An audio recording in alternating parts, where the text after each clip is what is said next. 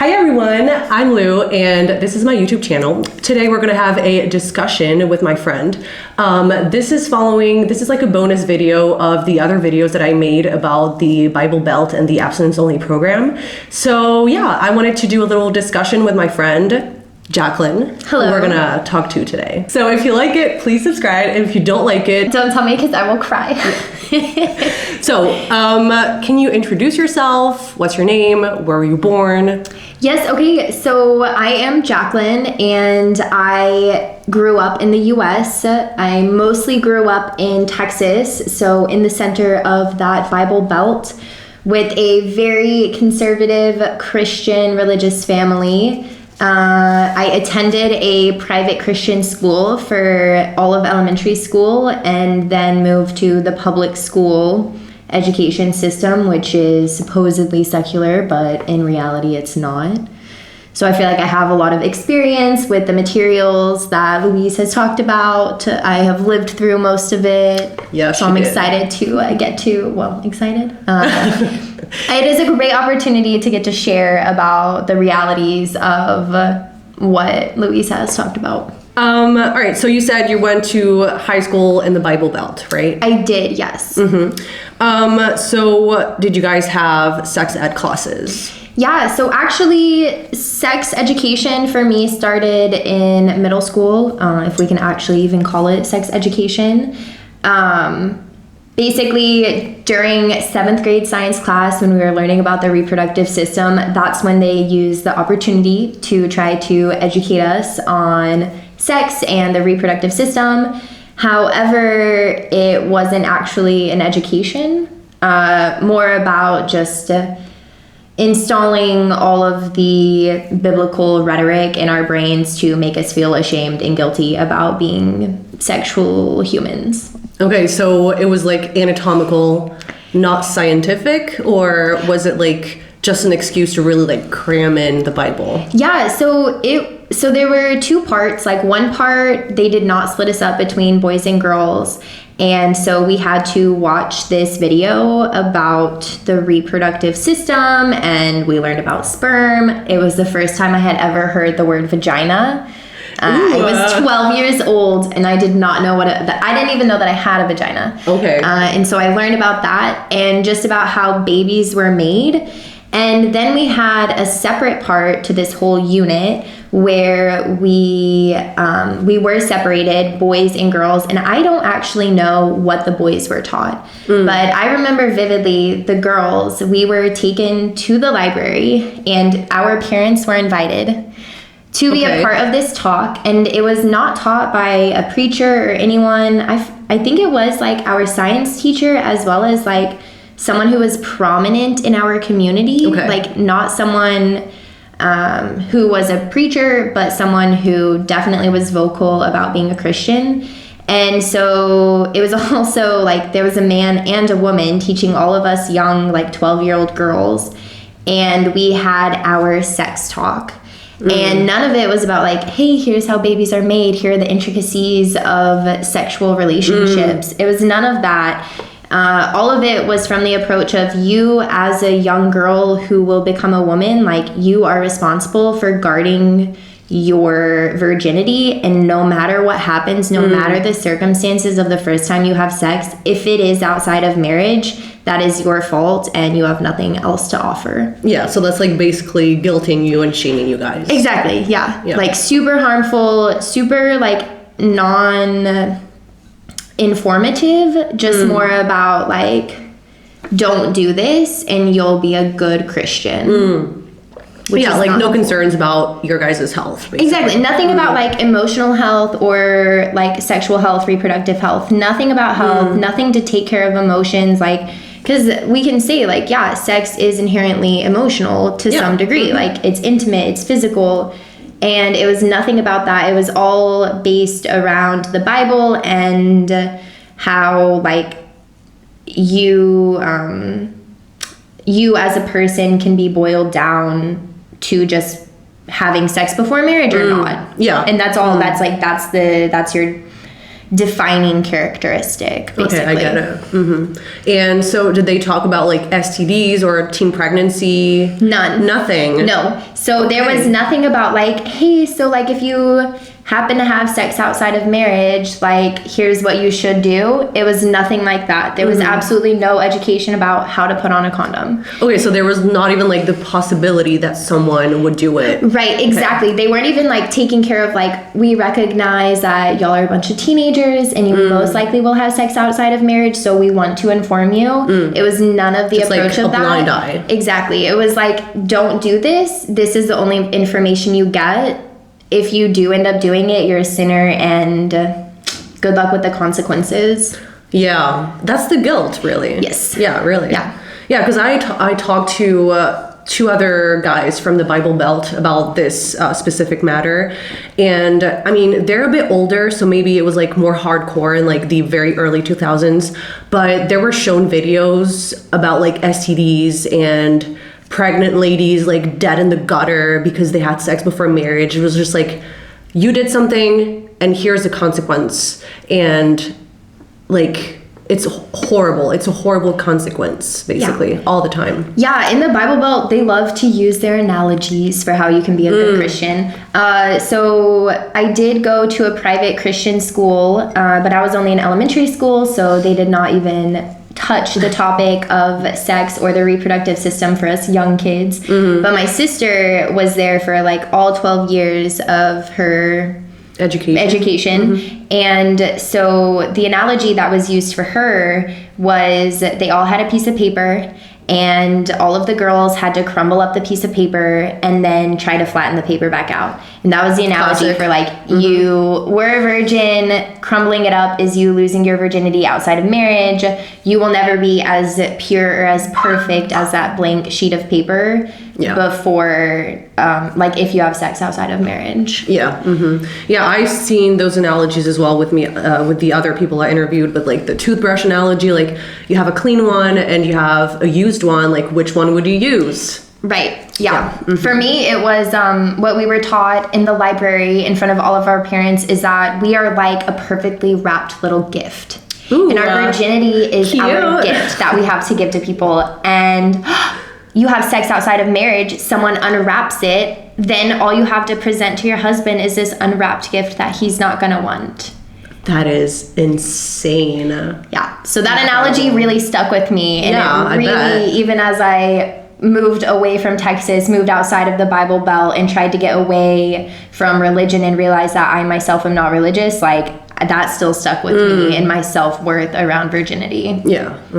And so I'm guessing they didn't talk about contraception or like other sexualities like homosexuality, bisexuality and stuff. So they really didn't, which is really sad, especially for me as a bisexual person. I remember even in middle school being like, like I don't know who I'm interested in. I don't know if I like guys or girls. And then I just remember like all of the rhetoric was just about boys and girls, nothing about like boys can love boys or girls can love girls. And so I repressed a lot of like my sexual discovery because of that. And then also, I did not know anything about contraception. I had never seen a condom until the first time I was having sex when I was 18. That is so dangerous. I had never seen it, like, sure, in the movies, but even then, like, I avoided those movies. And it's not accurate. It doesn't teach you what to do. I wasn't informed about, like, here is how a condom works. Here is what a condom does. So, like, also, I only thought that condoms were to prevent pregnancy. I didn't even know about STDs or all of the like health risks that can come with having sex, like unprotected sex. I was not taught any of that, which is scary. Absolutely, yeah. But also when you look at the actual, like, I don't know if it's like a bill or a law about the abstinence only program, they have like different quotes and like different like rules to it. It's explicitly said that people have to teach children not to use condoms or contraception because especially condoms are porous and they don't work. That is in the actual bill. that is written on paper. George W. Bush was like, yeah, sure, validate that. See, and that just further proves the point that all of this sex education, which can we even call it that? Is it really educational? None of it is science-based. Oh, no. None of it is it's actual facts. It's misinformation, and it's harmful and dangerous. Absolutely, yeah. And so I grew up in one district, in the neighboring school district, which this blows my mind, they actually created a second high school just for the freshmen, so just for the ninth graders, to reduce the amount of teen pregnancies. And it worked. In that school district, it worked. There were fewer teen pregnancies because all of the older boys would prey on the younger girls. But the fact that they didn't say, hey, maybe we should change our sex education curriculum. It was just we're gonna spend our money on a whole new high school instead and just ignore the fact that they're having sex. That's insane. Yeah, absolutely crazy. Yeah. Oh my God. Okay. So talking about teen pregnancy, did you, have you encountered that in your high school? And if so, how did it go? Or did you know anyone that had a secret abortion or, yeah. So I can only vaguely remember one instance of a super popular cheerleader who mysteriously left the squad. And so there were just a bunch of rumors about the reason was because she was pregnant. But you were a bad person to even speculate and to even make any guesses about why. And so I don't know anyone from high school who actually got pregnant or had an abortion, but I full-heartedly believe that it happened in my school district. I think it was just so shameful and everyone just ignored it and brushed it under the rug. Yeah. But even my own mom, though, she had her first kid when she was 25. So older, not a teen pregnancy, but it was outside of marriage. Ooh, okay. And so for the longest time, I didn't even know that. And my family, it was hush hush. It was a secret, it was a big rushed secret under the rug. You don't talk about the fact that my parents' first kid was outside of wedlock. Okay, yeah. And I remember even in the South, so the word, you can always cut this out. I don't know. The word bastard, which the definition of it is a child born out of wedlock. Yeah. In the South, that's an actual insult. Okay. They use that term. They use that term for a child. So you're a bastard. It's because nowadays I feel in media and everything like that, it's bastard. But no, it lost its meaning. Exactly. In the South, but in the South, it still holds its meaning, and it's still something that you don't talk about. And so I'm guessing your parents are really religious, right? They are extremely religious, yes. They do not approve of me or my choices or my lifestyles. So that's okay. When you came out as bisexual, did you come out to your mom and if so, how did she react? Yeah, so I actually came out as bisexual when I first was discovering it. I came out to the closest people to me, the most important people who I knew would be super accepting and everything. And once that went well, I was okay, great. I don't care who knows about this. And so it was Bisexual Awareness Week one year, and I was you know what, this is it. And so I made a post on Instagram, and my mom is on Instagram. However, she's not on Instagram. She has an account. She doesn't ever open the app. She's never liked a single photo of mine. That's okay. And so I posted about being bi. And one of her friends who follows me on Instagram ended up showing her the post. Ooh. And so my mom never spoke to me about it. But my sister, who actually happens to be married to a preacher, she received a call from my mother who wanted to discuss about how far I have strayed and the type of person that I'm becoming. And it was such a drama. And my sister shut my mom down, and she was I know you're about to quote the Bible. You are about to quote a mistranslation of the Bible. Do not try to come at me with any of that. So my sister, who's married to a preacher, they live in Denver, Colorado right now, super supportive, super open, very loving. And so then my mom went to my other sister, and this sister is also very religious and is somewhat supportive, but a little bit, a bit more hesitant about what she believes in terms of the LGBTQ community. And so my mom said to my sister, she goes, I knew the devil was strong in Jaclyn, but I didn't know how strong. So that is my mom's perspective on me being bisexual, and she will not, like, she will end a phone call if I ever try to talk about being bi, like if I'm ever dating a girl, and she gets overly excited when I talk about boys because she's like, oh, maybe Jaclyn is straight. She's finally found herself again. Right, exactly. Like, she's back on that Bible path. I know that she was trying to pray the gay out of me. Did not work.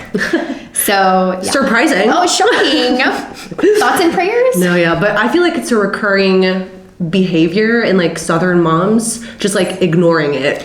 Yes. Yeah, because one of my friends, he is a gay man. He is married to a gay man in France, and they've been married for like 6 years at this point. And when I visited, the mom was like, I don't know, I think we were watching something on TV about marriage, and she said something like, I wonder when you're gonna get married. And my friend was already like, married. I'm literally married. I've been married. And she was like, it doesn't count. And it's so invalidating and so disheartening. Yeah. But I think it's telling though that my mom has never spoken directly to me about my bisexuality. Like, she won't even address it. Like, it's as if she's afraid she'll summon the devil if she speaks about it. And so I'm like, you know what? That's fine. Yeah. You know, like, I'm out of Texas. I am far gone. So it's there's a lot of healing to be done. Yeah, absolutely. And on the LGBTQIA plus community matter, there are still conversion therapies going on in the South. Have you heard of that? Have you ever been exposed to that? So I have definitely heard of it, and I know like stories from other people of people they know who have been through it. I was fortunate enough to not have to go through any of that, but like, I also grew up not knowing a single LGBTQIA plus person. Okay. I did not know anyone who identified as anything other than cis and straight.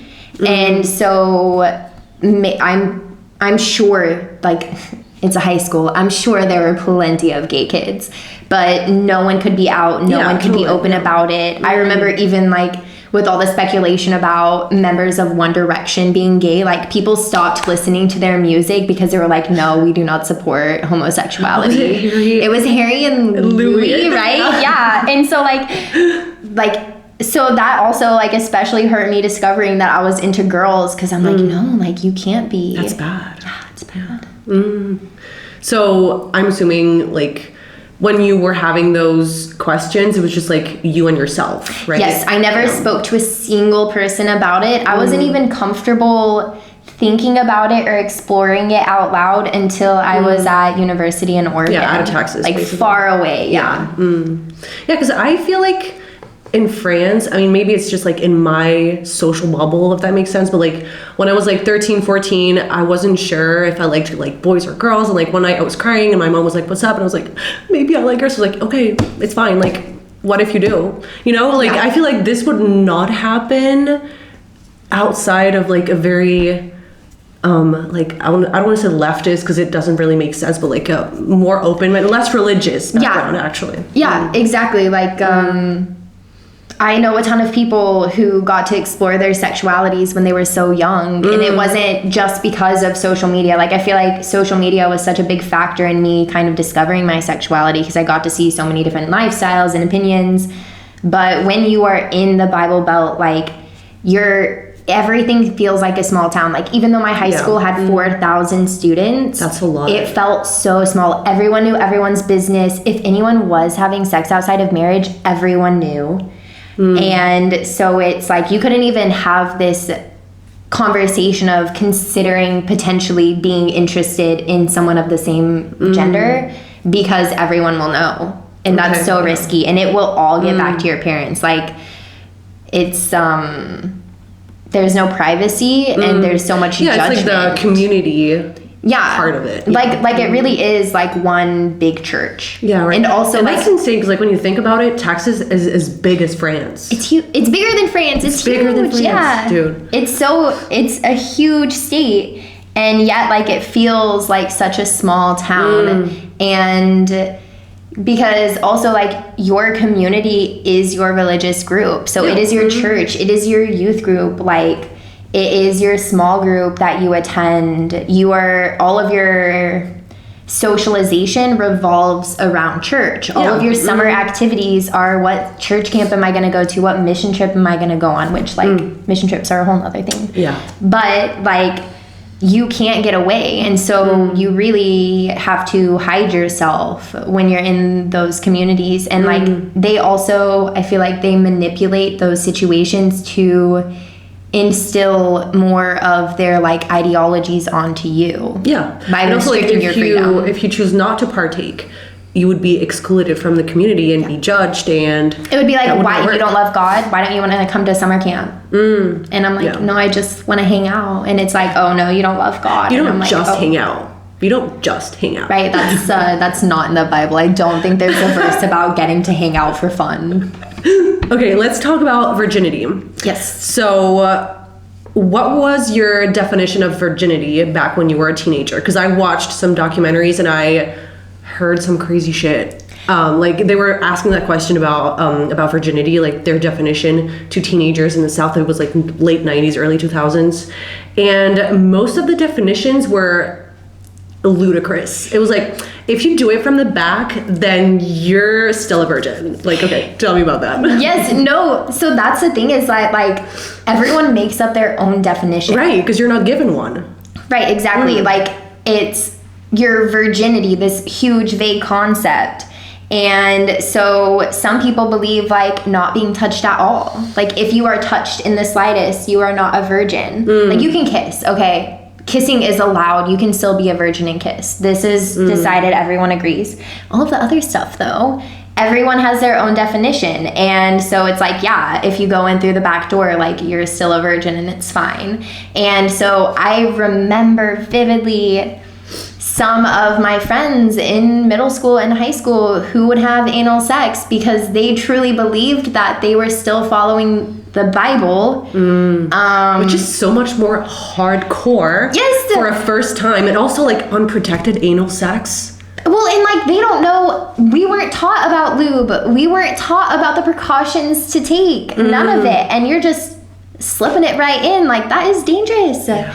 And so I was very confused about virginity and what it meant. And so even after I knew that I wasn't religious, even after I got outside of Texas, when I was in my first relationship, I was still so confused on what was right, because religion, they tie your sins and everything so closely to your morality and who you are as a person. So even though I wasn't religious anymore and I wasn't afraid about sinning, I truly believed in my heart for a while that, like, if I had sex before marriage, that I was a bad person. Yeah, like, it would, like, lessen your value. My value, exactly. Like, yeah, my sense of self-worth, my value were so closely tied to this insane concept of virginity. Because it is a concept when you think about it. Like, it's socially constructed. Exactly. Yeah. It's made up by the patriarchy to control women. Yes. And I knew this. Even when I still knew this, the guilt and the shame were so deeply rooted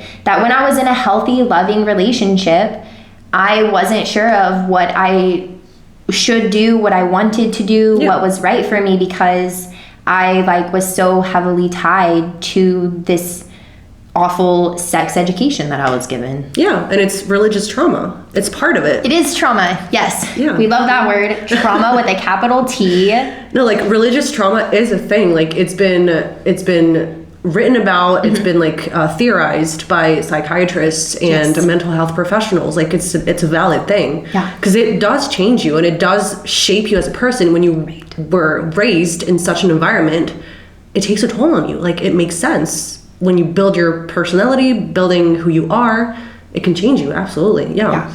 And I was talking about purity pledges and, like, purity rings in my previous videos. What can you say about that? So you actually had mentioned Selena Gomez doing it, and I remember that. I remember all of the girls in school being like, oh my gosh, we want to be just like Selena. It was such a publicity stunt. It really was. And, like, I remember even friends getting baptized because of celebrities and their, like, Christian journey. And I'm like, whoa, so, like, religion is a fad now. Like, it was super confusing for me as well, because at that point in time, I was religious. Like, I did believe in these things. And that was the first time that I started to see like the hypocrisy in all of it. But then also like for the purity pledges and the purity rings, it never sat well with me. Even when I was younger, I was like, hey, like this is weird. Why is the dad involved? Like my friends did it, right? I was very fortunate. Of all of the trauma I received, I didn't have to go through that. Yeah. But all of my friends who went through it, I just never was able to like verbalize why it upset me. And then I realized like, no, this is fetishization. Yeah. Fetishization. That's a really hard word. Fetishization. It really is fetishizing. Fetishizing your daughter, yeah. So yeah, these purity pledges, these purity rings really are fetishizing these young girls, these children. Literal children. And the fact that like the ownership and control of their body and their virginity is so closely tied to their fathers. Like, I don't like to use the word daddy issues, but father wounds are real, and that is a deep one. Like, why is your dad, why does he get to have a say? So involved in your sexuality. Thank you. And so early on in your life. Like, I hate the fact that they lay eyes on this 5-year-old and they're like, oh, she's gonna have sex out of marriage one day. Right. What the fuck? It's weird. It's so weird. What's weird, like, but it's such a thing in Christian culture, especially in the Bible Belt, like, for young girls to be fetishized. Like, I remember my dad would have male colleagues coming over and I would have to change my outfit. And I'm like, I'm a literal child. If you do not feel safe with me wearing whatever skirt or whatever shorts, do not bring him over. Yeah. Or I would sit, with my legs open, like I would sit like a man and they'd be like, close your legs, sweetie. And I'm like, I'm a child. Why do I need to close my legs? And so like, they start off, and even we can go with school dress codes targeted at young girls. I talked about that as well. And the sexualization of them with their shoulders. Because also there is a dichotomy. Like, you're supposed to be sexy and cute, but like be a virgin, right? You know what I mean? Like, the prime example is Britney Spears, because like she was super over sexualized because she was cute, she was sexy, but like at the same time, how many times has she been asked if she was a virgin? Like, you're supposed to be a virgin, but also like attractive. It doesn't make sense. Like, it's so confusing. They don't coincide. They don't work together. And like, also though, you're trying to teach me to not have sex, but then you're telling me that if I do certain things that a man is just gonna have sex with me. And there's also such a lack of teaching consent. Oh yeah. So like with all of these purity rings and everything like that, it's basically like giving consent to the Lord of like, whatever is in your plan, I'm okay with it, which is not okay. And so consent isn't taught either. And so when you have like these purity rings and these purity pledges of like, I will do whatever is in God's plan, like, it's not productive, and it's so harmful to your development as a sexual human being. And also, Freud would love how involved the dads are. Yeah. It's so weird. Like, why do you obsess over your daughter's future sexuality? Yeah. Like, yeah, if she's not supposed to be sexually active right now, like, why are you bringing attention to this, right? Yeah. Like, oh, if I'm not supposed to be getting attention from boys, like, why does it matter what I'm wearing? Right. You are telling me that it's okay for them to look at me, but all of this, what the purity pledges, what the sex education, all of it does is focus on girls and women, and all of the responsibility, all of the sin, all of the consequences are placed on them and never on the boys. Exactly. Like, have you ever seen a guy with a purity ring?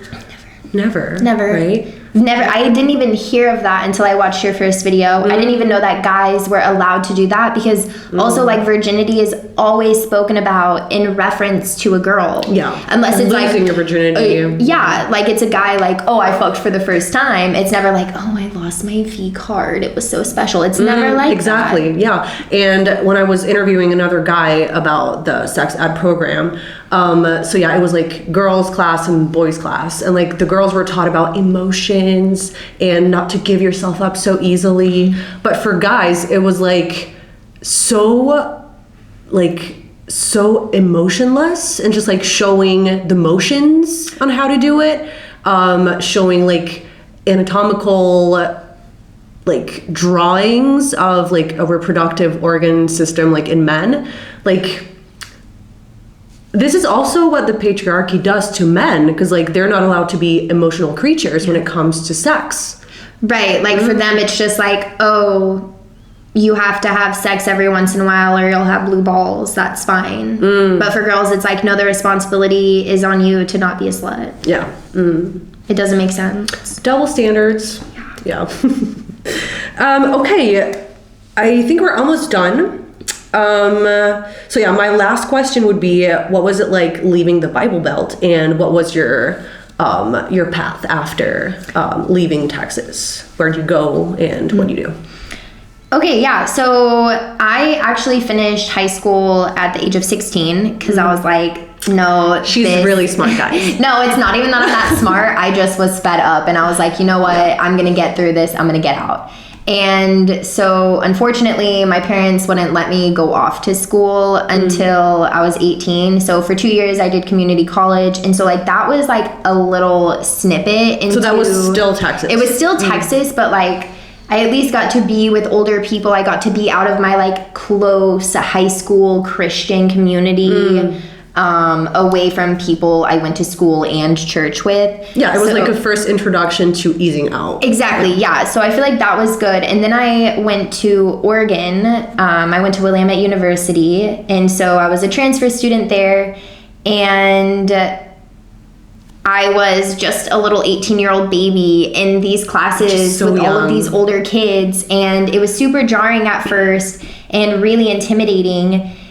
And everyone could see that I was like a deer in headlights. And so it was culture shock of its own sense. Like leaving the Bible Belt is culture shock. And so I remember I found a great friend group they were all older than me, lots of international people. And so I ended up dating this one guy, and everyone found out that like I had abstinence-only sex education. And so my loving friends, they were sending me YouTube videos. They were like, you are in your first relationship. We know he's a good guy and that he will take care of you, but we want to make sure that you are educated. You're up to date. Exactly. And like, it was shocking for me. Like the things that I learned from my friends that I missed out on in Texas, like it was concerning. Yeah. I saw an interview of a guy that grew up in Texas, or like the Bible Belt.